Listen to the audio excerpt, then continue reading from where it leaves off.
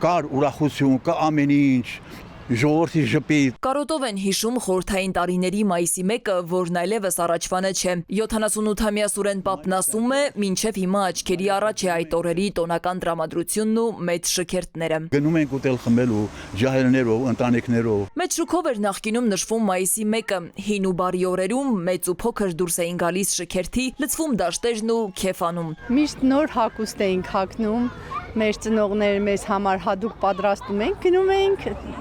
հրաբարակ, պարադեր, շատ ուրախ լավ անցնում էր։ Ես միշտ էլ մասնակցել եմ մայիսի 1-ին, Մատենադարան մոտից մինչև պրոսպեկտի վերջ։ Ընկերների հետ միշտ այդ օրը լավ ժամանակ ենք անցկացնում, այդքան բան։ Ժողովուրդը լավ ապրում էր, աշխատում էր, աշխատանք ուներ, ավանցեր տանում, ռոճիկեր տանում։ Ուրա, լավ, ամեն ինչով շատ լավ էր, բայց դե հիմի շատ տխուր է։ Ի սկզբանե աշխատավորների համերաշխության միջազգային օրը իրավունքների պաշտպանության, գործազրկության ու շահագործման դեմ պայքարի օր էր։ Հայաստանում անկախության առաջին տարիներին տոնը չեղյալ համարվեց որպես խորհրդային տարիներից մնացած, սակայն ավելի ուշ այն սկսեցին նշել որպես աշխատավորի օր։ Այսօր մայիսի 1-ը Հայաստանում սահմանված է որպես տոնական ոչ աշխատանքային օր։ Ես հիշում եմ փոքր ժամանակ պապաս տանում էր մեզ մանկական երկաթուղի, այնտեղ ինչ հաճել էր, մինչև հիմա այդ հիշողությունները կան։ Դե հիմա ինչ, պատերազմից հետո մարդիկ ոչ ուրախանալու բան ունեն, ոչ ցանկություն ունեն։ Մայիսի 1-ի խորհուրդը մեր օրերում սահմանափակվում է միայն ուղերձներով ու հիշողություններով, իսկ ժամանակին մարդիկ հավատում էին, որ